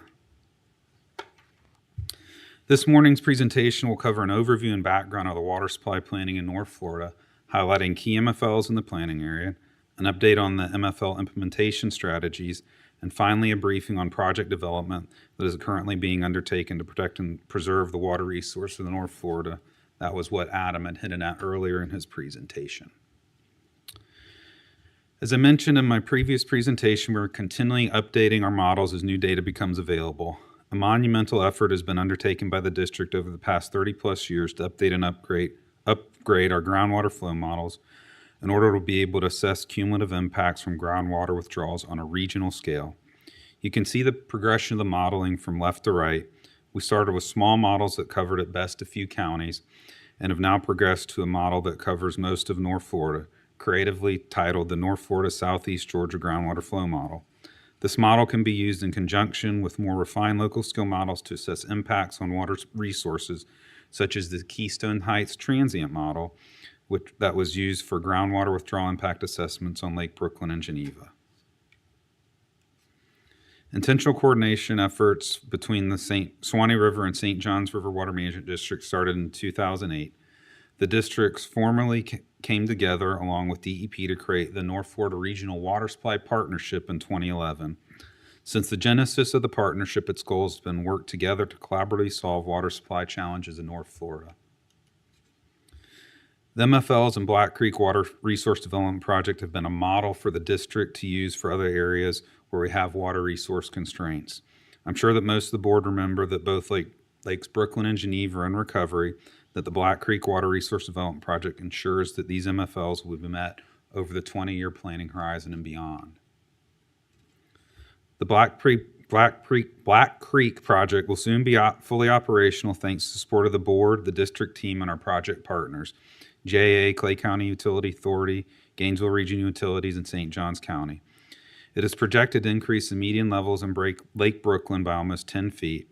It should be noted that this project solves the impacts from groundwater withdrawals on the primary water resource constraints in the St. Johns area of the North Florida Regional Water Supply Partnership. The Black Creek project not only addresses the Brooklyn and Geneva MFLs, it also provides flow increases for water bodies in the Swanee River Water Management District. The Lower Santa Fe and Ichetuckney River and associated outstanding springs are not meeting the proposed MFLs and will have a revised recovery strategy proposed that is currently being jointly developed between the districts and DEP. Additional feedback from stakeholders will be accepted in another workshop on July 25th. Based on the latest assessment for the MFLs for Lower Santa Fe and Etchatuknee rivers are not currently being met. That is the reason that the districts, along with DEP, are developing this revised implementation strategy. As Mary Ann mentioned in the presentation last month, there are special requirements when MFLs for outstanding Florida springs are not being met. The plan for this implementation strategy is to rely on the existing rules with some additional water conservation and water use reporting requirements. Even before the status assessment for the Lower Santa Fe and Etchatuknee MFLs was known, we have been working on projects to protect and preserve the water resources in North Florida. The district has been proactive through our cost share program by partnering on 134 projects that have been completed in the North Florida planning area. Those projects made approximately 58 million gallons of water available with an investment of almost $36 million from the district and a total project cost in excess of $200 million. Allocations of groundwater within the St. John's portion of the planning area have decreased by over 64 million gallons per day in the past 10 years. One of the most common misconceptions that the district is continuing to issue more and more permits for new and increasing uses of water. So you can see by the data on the slide that is not the case, as we average less than 5 new permits a year in this planning area. I'd like to highlight a few projects that Gainesville Regional Utilities has constructed and some that are currently under development and design. You can see on the left, the Kanapaw facility there provides 9 million gallons per day of recharge to the Florida Aquifer system. The Sweetwater Branch Wetlands Park, which is shown here in the upper right corner. Notice that shape of that wetland in the upper right is that of an alligator head. You can tell that was designed by some people from Gainesville. This project is 274 acres and contains 3.5 miles of trails, including a half-mile boardwalk, and provides almost 8 million gallons per day of aquifer recharge. The Southwest Nature Park, which is currently under design, is a 75-acre park that will be located on the west side of Parker Road and is scheduled to open in 2026. That will also have a number of recreational amenities with it. These projects, along with other projects that Gainesville Regional Utilities has constructed, provide 22 million gallons per day of groundwater recharge to the Florida Aquifer system. It's important to note as we talk about some of the recreational amenities that these dual benefit water quality and water quantity projects have, that the project we will discuss later in this presentation will incorporate these recreational amenities at a much larger scale. Projects similar to what GRU has already completed and has plans to complete are the reason that water use has been relatively stable over the past 20 years within the St. John's portion of the planning area. While population has increased by approximately 605,000 people, water use has fluctuated between a low of 339 million gallons per day in 2013 to a high of 462 million gallons per day in 2007. Average water use over the past 20 years in the planning area is 403 million gallons per day. Although water use in the St. John's portion of the planning area has been relatively stable over the past 20 years, many of the less costly projects have been constructed. Construction and operation of these projects is the primary reason we've been able to keep growth in water use from not following growth in population. There are still gains to be made in water conservation, particularly for residential landscape irrigation. However, more costly regional projects are necessary to maximize beneficial reuse of reclaimed water in this planning region and protect our water resources. As you're aware, some of the fastest growing counties in the nation are located in this planning area, such as St. John's, Flagler, Clay, and Nassau counties. All right, what everyone was waiting for. Although MFLs and the status are still being finalized, the district's DEP and 4 public utilities recognize that working together to address the long-term sustainability of the water resources was necessary. Through this effort, it was proven that large regional projects are needed. To address this, the Water Management District and the public utilities worked together to develop the North Florida Regional Water Supply Plan project conceptualization.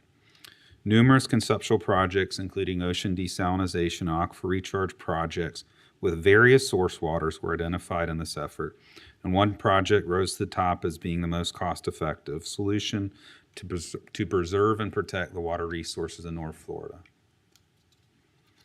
The Water First North Florida project was a project identified that can meet the MFLs within the Suwannee River Water Management District. This project would route 40 million gallons per day of reclaimed water that is currently being discharged to the St. Johns River to a newly constructed treatment wetland. After the reclaimed water is polished in the treatment wetland, it would then be pumped to strategic location to support aquatic ecosystems in the Suwannee River Water Management District, helping to restore the flows to many of the outstanding Florida springs. Total project cost conceptually is in excess of $1 billion. Where we're at as far as this process on that project, a pilot study is currently underway in partnership with JEA that is being used to determine if pretreatment is necessary prior to reclaimed water being discharged to that treatment wetland. You can see that on the left side of the screen as construction's moving ahead with the pilot study. The district actually has an active request for qualifications that's out on the street right now, and we're awaiting those responses. Work products from this RFQ will provide more detailed information on recharge locations and also additional locations for treatment wetlands. And JEA is in the process of doing some assessments for potential treatment wetland locations on some property that they own in conjunctions with the district's efforts. And that was the last slide that I have before any questions. I got it. Can we go back one? All right. So basically, what you're talking about is sort of Black Creek on steroids. Yes, sir. So I see with the Black Creek project that while it has the benefit of addressing recharging the aquifer, which has been a game changer for our region, what you see if you're an average Floridian is that the lakes are going up. So there's a tangible thing that people can see. And that's wonderful, and that to me is alone worth it. But that, nevertheless, that is a benefit that everybody can understand, put their arms around. In this project, is any spring going to look any different when this is done? So yes, Mr. Chair, there's a number of springs along the upper portion of the lower Santa Fe River that at times have ceased flowing. There's actually been some locations along that portion of the Santa Fe River where during periods of drought, the water has not been flowing. And with this project in operation, similar to the Black Creek project, is that during those periods of drought, is that we don't want to exacerbate those too much by groundwater withdrawals. So this helps to offset those impacts from the groundwater withdrawals by not having those low flow periods or no flow periods extended too long.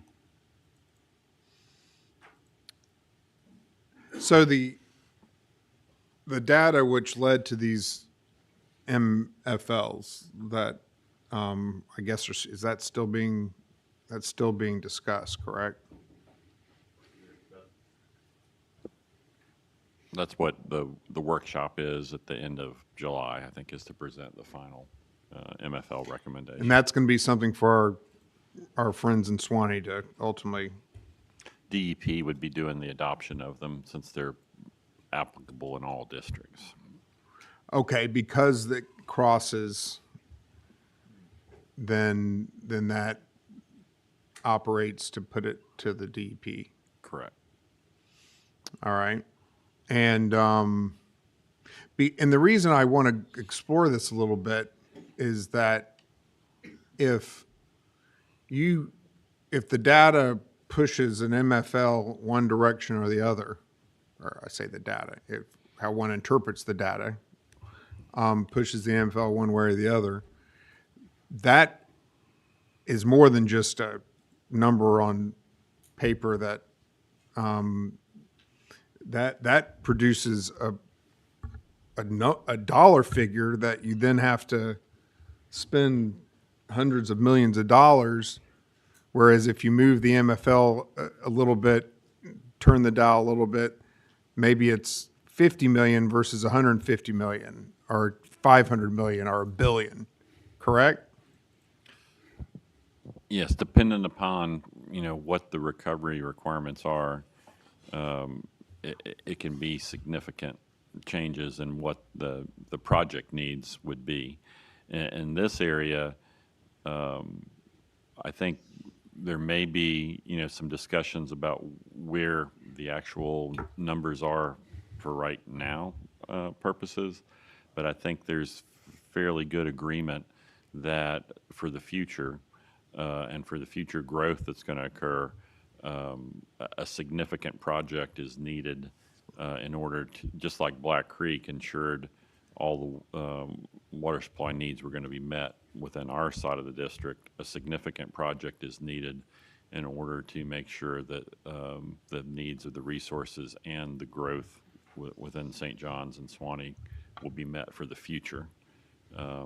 Where that need is, whether it's in the past and it's in recovery, or whether it's somewhat in the future, I think is being discussed by a lot of people right now.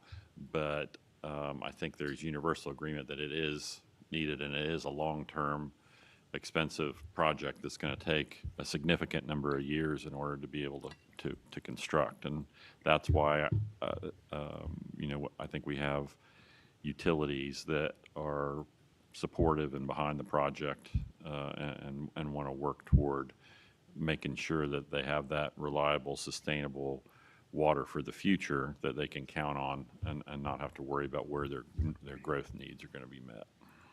So if I understand what you're saying that whether the dial that I was describing is put wherever it is on the dial, in other words, if it's a 5-alarm fire problem or it's a small problem in terms of the recovery that's necessary, right? Right. Regardless of where that dial is, you think a project like we're describing here is going to be needed, regardless of whether that dial is. It's a matter of finding the dollars to pay for it, of course, but that project's going to be needed in order to meet because we can't put a fence up in Florida and keep people from coming here. It's going to be needed to deal with our water supply demands that are forthcoming over the next 10, 20, 30, 40 years. Correct. In order to meet our population increases that is expected in our district, and also be able to ensure that we have a sustainable, reliable supply for the agricultural growth that's going to be projected within the Suwannee River Water Management District, we need some type of project. And there are limited where this area is, there are limited water sources where you can have something for this project. And so the project that was selected provides kind of a unique opportunity of a lot of water being available and it needing to be moved already from other requirements, so that we can take advantage of that and utilize it to provide us with that reliability for the future. Is it contemplated that perhaps there could be an ability, to Doug's point earlier about the idea that, we're going to be dealing with people needing water, not just people, how to, that need is going to present itself at times. Having sort of stop-off points where some, a utility or user could tap into the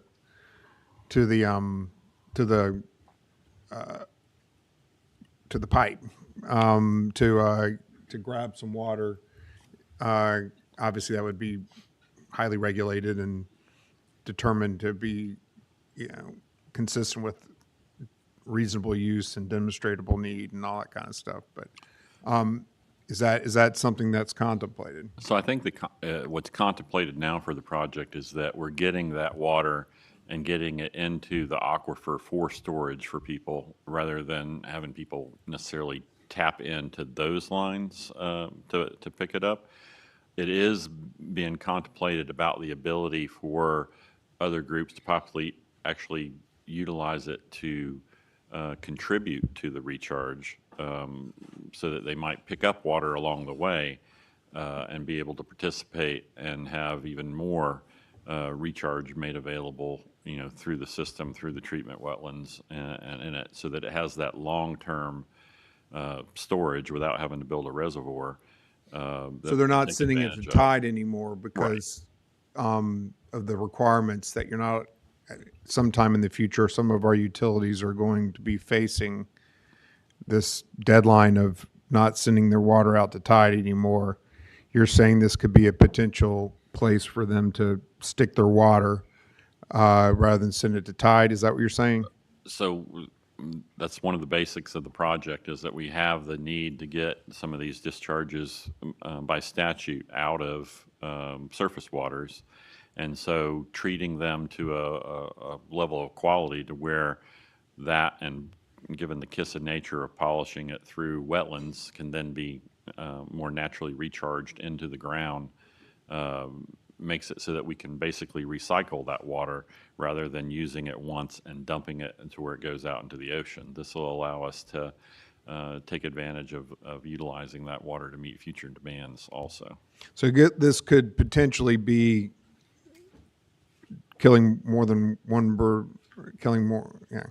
Yes, it two could be. birds with one stone or whatever. It's That's one what of the I'm trying to unique say. opportunities where you're solving two problems with one project. You could potentially, I got my metaphor messed up there. Killing two birds with one stone is what I was trying to say. And this is a potential to deal with the issue of water conservation, for lack of a better term, in terms of not recycling, reusing, that sort of thing. Correct. And the utilities do have other options, to meet the requirements of that. What we want to make sure is that we have a more global look at it, a more regional look at it, so that we're taking, and while solving that problem, we provide an opportunity to solve the water supply problem at the same time.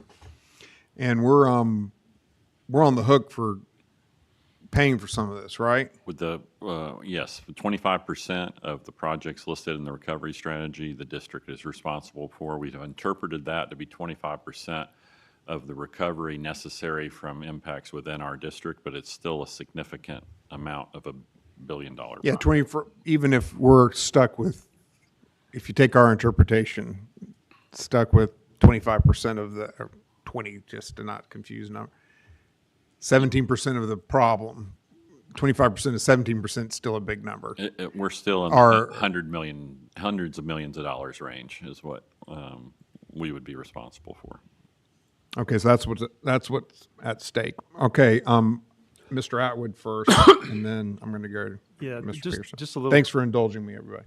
Just a little clarification for me. I think it was the first slide or second slide that you showed us. It showed the area which I think the data is being collected for the models for the MFLs, if I'm not mistaken. This one needs, yeah, this one on the right with the purple. So that the black outline would be the region in which that's the model domain there. So we have water use data, flow data, groundwater level data inside that entire black line. Okay, so my question then is, Georgia's a significant part of this. Do they don't even have water management districts in Georgia, I don't think, correct?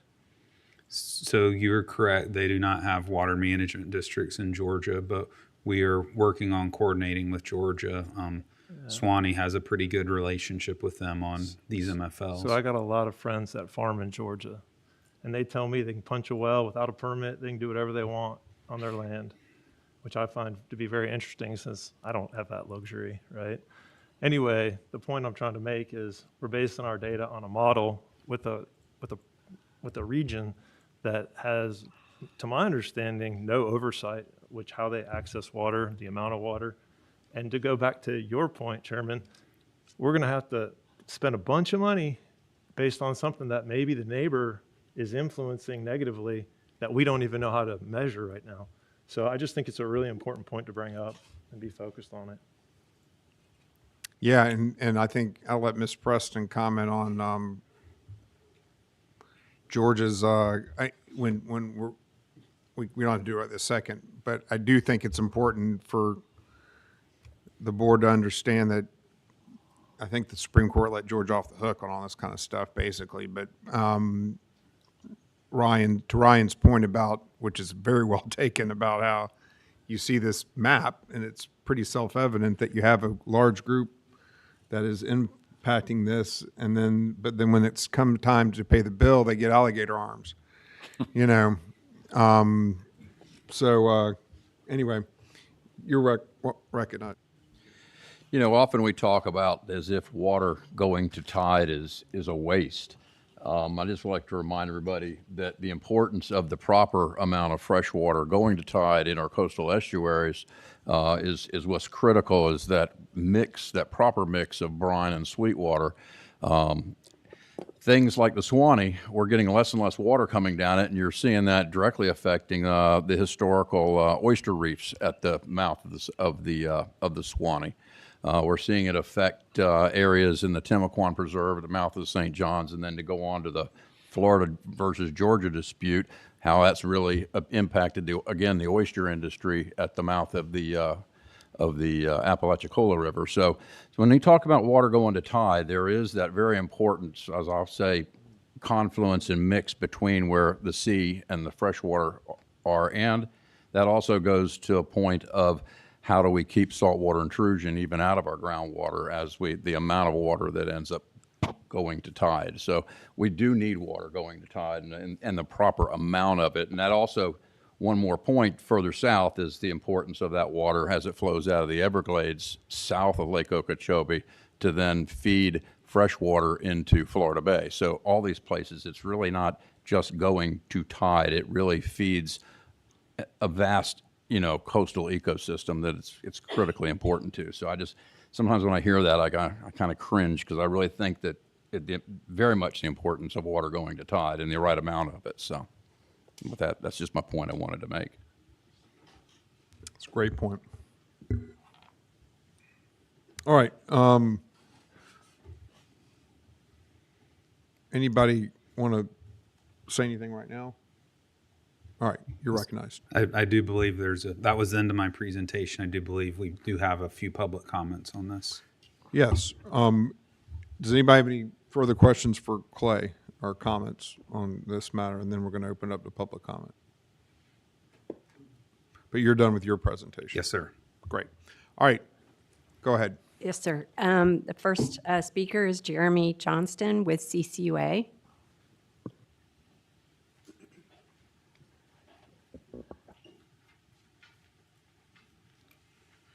Good morning, Chairman and Governing Board members. On behalf of our Board of Supervisors and the entire CCUA team, wanted to say thank you for the opportunity to come speak to you this morning. And we do want to speak in support of the effort of the Water Management District and what they've been doing from the water supply planning efforts, as well as the project efforts that Clay had briefed you on. I want to salute Mike, Mary Ellen, and Clay, because they were really the leaders out of a meeting that said we need a conceptualization effort, some projects to get it on the board to address these efforts. And on behalf of our team, we were more than happy to lead the effort to help facilitate those meetings and that workshops that led to this particular report that looked at all the various different water supply sources to where there are needs. And through that analysis, we started with over 800 projects with those type of combinations, and then whittled them down to what is then in the report of the most likely projects. And when you look at the benefit to the water bodies versus the cost, these solutions make sense. And I say that because I'm a numbers-driven individual. I've done a lot of analysis looking at CCUA's options outside of these. If CCUA was to look at going on its own to address these, and we've looked at aquifer injection, we've looked at retiring other CUPs, but the most likely scenario was tapping the St. Johns River, desalinization efforts, et cetera, to the tune of $1 billion just for CCUA's customers. So when you look at regional solutions that are sustainable in perpetuity for North Florida's growing population and North Florida's growing industries, these solutions make a lot of sense. And so I want to salute the work of the water management districts in this particular effort. I want to salute our utility partners in North Florida. There's been a lot of brilliant people that have been engaged in this. I want to salute the CDM Smith team that was the consultants working on this. We've delivered a report that makes a lot of sense to support Florida's growing population and perpetuity moving forward. So thank you very much. Thank you. Appreciate y'all's partnership. And next, and it said only if needed, Neil Schinke with St. Johns County.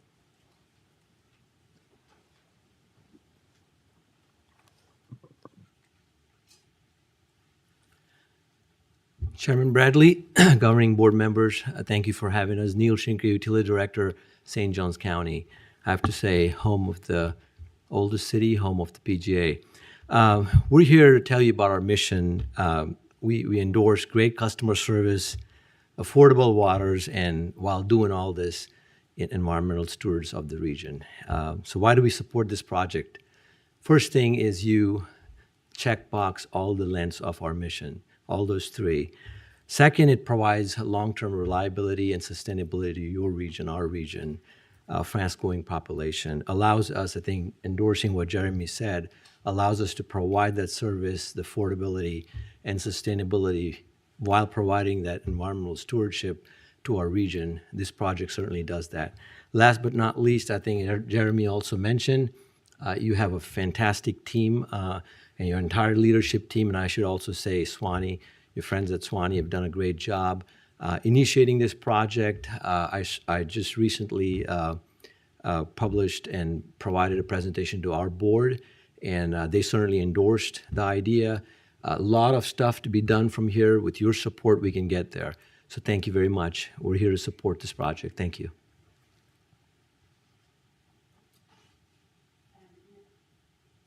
Next, Mr. Chris Farrell with Audubon, Florida.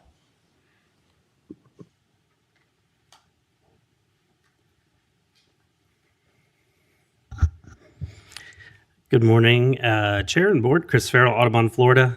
First, really quick, while folks are in the room, I've been interested in the projects that have been talked about today. I don't know how many non-agency stakeholders have been invited. I've kind of intimated that we would love to be included. So moving forward, if we could get some of the public stakeholders involved early on in this project, to help provide our input, also to help build support for the project as it moves forward. That would be great. Also have to address two birds with one stone. Chair Bradley, really? Okay. No. Conserve two birds with one easement, one project. I don't know. We're working on alternatives. We'll let that go. And building on a few things I said last month about the just in general, this idea of we have MFLs. We need more conservation in our cups. We got more cups. We got more people coming in all the time. The water supply plans, they provide a list of projects, and while Neil's been at St. John's for a while, there are a lot of places where they have new staff turnover.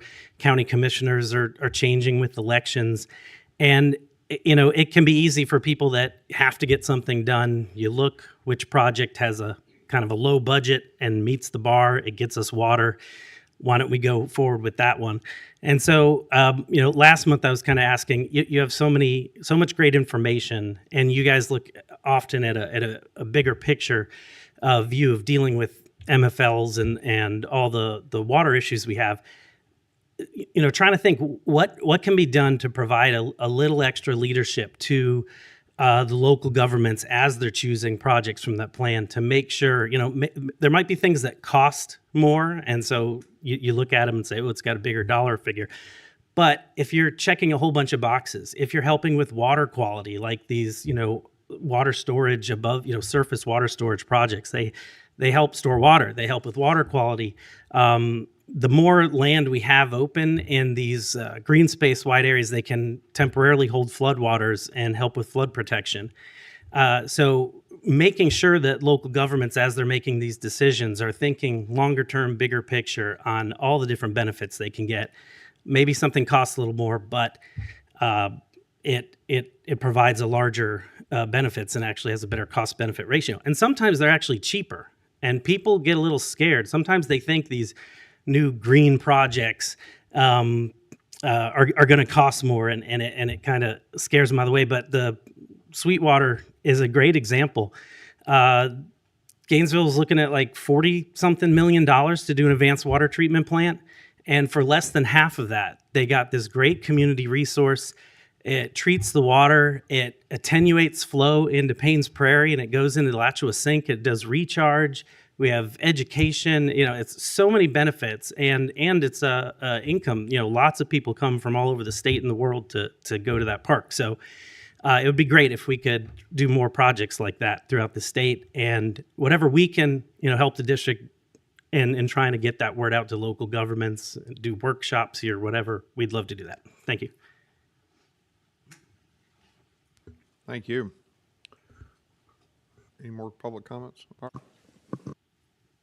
Well, that's a lot of opportunities, sobering a bit, but also understanding that we've got a lot of challenges, but also opportunities ahead to make sure that we fulfill our missions. We just did some public comments on item 8. Is there any public comments in general? Yes, sir. Great. First, Vivian Katz-James with Solo, please. All right. Hey, Vivian. Good afternoon.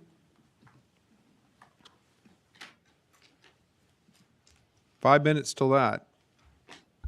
It's 11:55. All right, so it looks like the Black Creek project is officially underway, and we're almost there, so we can kind of see the light at the end of the tunnel, which is Yeah, I think we're at the end of the tunnel. We're just waiting for the creek to go up a little bit. Yeah, I'm waiting for Mother Nature to kick in. We're reading, Yeah. we're looking at radar 5 times a day in Keystone. It's going to. It's going to make it. Also, I want to say that the Geneva Restoration Project is in almost its final stages. We have invitation for bid out now. That's going to be completed on the 14th. We expect the contract to follow pretty shortly. So thank you, Christine Wenzel, for all of the help.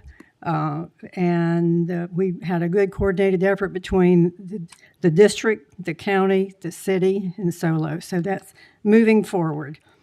So lastly, I want to basically tell you that I'm moving on, and I'm turning over the leadership of Solo to Scott Slater, who's been a longtime board member. So I want to give you several thank yous. So y'all just give me a minute here, okay? So Mike Register, you couldn't have done better by getting him in the directorship. So you guys already know that, so I don't have to say any more about that. Other leaders, Mary Ellen Winkler, Clay Corsi, Dale Jenkins, Bob Nailway, I mentioned Christine, Craig McLean. I'm trying to think, one more, Scott Laidlaw, now retired, with one of our straight shooters who could give me the truth whether I wanted to hear it or not.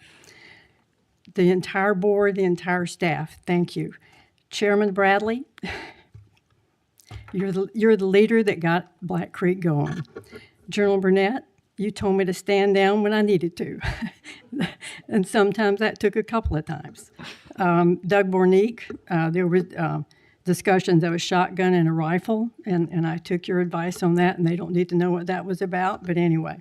Miriam Giabi White, Ron Howes, all of these folks gave me great advice, and so I just want to say thank you. Thank you.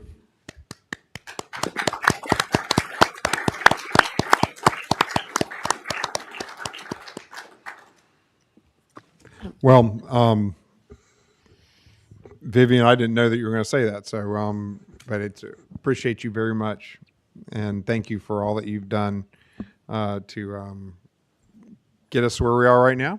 And you're not a stranger, and and we look forward to seeing you again. But job well done. Congratulations. We have one more, sir. Chris Farrell with Audubon.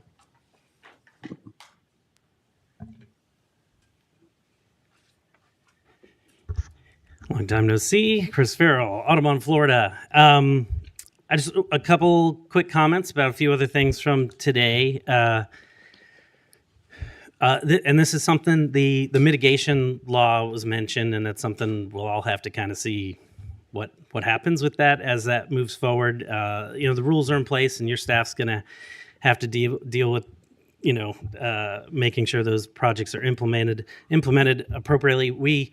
We had a lot of concerns with that bill. It is interesting. I understand that there's certain places where maybe credit or mitigation options aren't available, but there's small amounts of work that need to be done. One of the larger issues that with all of the environmental permitting we do is we set laws to try to be a backstop, saying we can't, we don't want to go beyond this or we're really harming the environment. And often when we reach that backstop, the response is, oh, we don't like this. It's telling us we have to stop doing something and we want to keep doing it.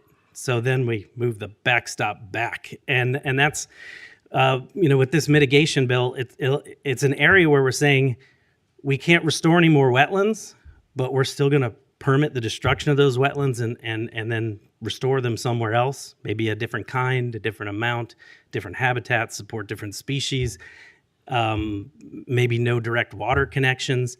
So it's something that we weren't a big fan of, and it's kind of confusing. There's no ecological justification for the multiplication factors that are in the bill to say if you can't restore one type of habitat and provide water and a wetland in this area, that you can do 0.5% more somewhere else of a different kind, and that makes up for it. So it'll be interesting to work with your staff as these projects come in to make sure that we can try to preserve as much as possible the intended functions and wetlands and water storage locally, even when we're allowing people to buy credit, sometimes at quite a great distance away. That'll be good. I ran over before. I'll run late today. I'll see you next month. Thank you very much for your work. Thank you, buddy. Appreciate it. All right, any other public comments? Doesn't sound like there is. 10 to 18 were approved on the consent agenda. Ms. Preston, you're going to talk about pending litigation, and then if you could briefly address Mr. Atwood's Georgia comment and what the state of the law is on what Georgia has to do to help us. Good afternoon, Mr. Chair and members of the board. I've got a couple of updates on a couple of cases and one that's been resolved. First, the updates, independent construction of the Treasure Coast LLC versus multiple entities, including the district. This case is on appeal after we were able to get dismissed the claims against the district last October.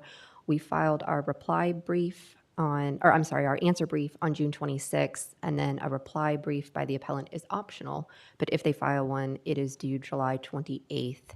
After that, if no oral argument is requested, we will just await ruling by the court.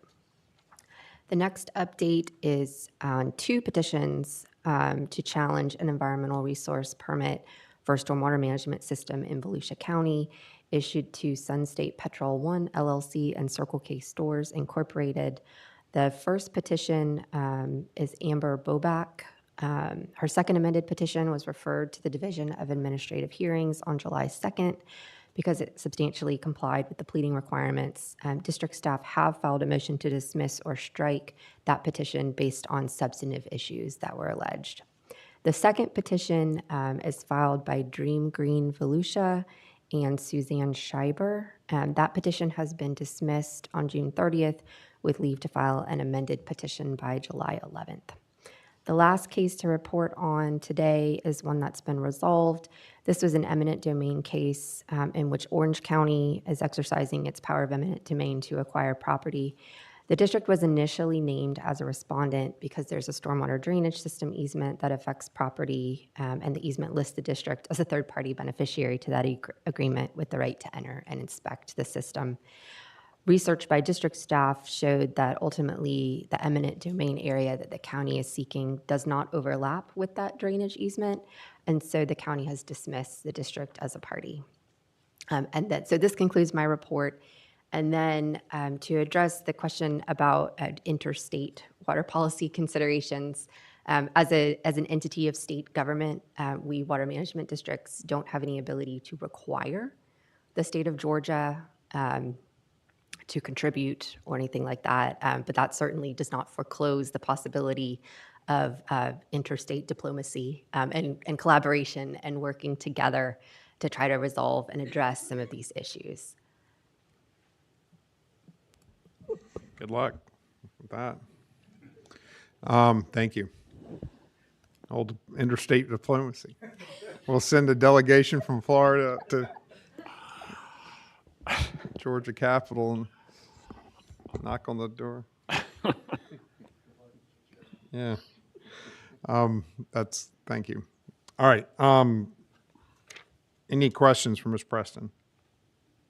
All right, we're going to move to item 20, governing board comments. Anybody have anything they want to share with the board? All right. We're going to go to our last item, item 21, executive director report and calendar. You're recognized, Mr. Register. Thank you, Mr. Chair, members of the board. You can go ahead and go to the first slide. I wanted to bring to your attention the recognition that 2 of our cost share projects recently got from the Florida Stormwater Association, their annual Excellence Awards program. These awards honor public sector organizations that demonstrate exceptional stormwater management and public education efforts. The McCoy Creek Restoration Stormwater Project, completed in partnership with the City of Jacksonville, received an Excellence Award. The district contributed $1.5 million in cost share. Project was led by the city and supported by various partners. This project reimagines stormwater management by restoring 1.5 miles of McCoy's Creek and its adjacent floodplain. This nature-based approach improves water quality and habitat while protecting 52 acres and 62 structures from 100-year storm events, helping ease chronic flooding in a highly urbanized area. The London Waterway Stormwater Expansion Project was completed with the City of Palm Coast, and it received an Outstanding Achievement Award. The district contributed more than $900,000 toward the $3.6 million project that was led by the city. This project constructed an 11-acre stormwater reservoir to help improve water quality in the Palatka Creek Aquatic Preserve. Upcoming meetings, our next board meeting is August 12th here at district headquarters. And to give plenty of notice, we have looked at where the other budget meetings for the counties and school boards are within our district, and the least conflicts are going to be in addition to our board meeting on September 9th, we'll have our first public hearing for the budget on September 8th at 5:05 here at the district, and the second one September 15th at 5:05 here at the district. And options will be made available for people to participate remotely. That concludes my report. Thank you. All right. We'll nail that down as we get closer. I plan on being here, and but I understand that it's a lot of travel, particularly those who are farther away, and everybody just, we get it, whatever you need to do. Okay. Is there any other business to come before the board today? Seeing none, this meeting is adjourned.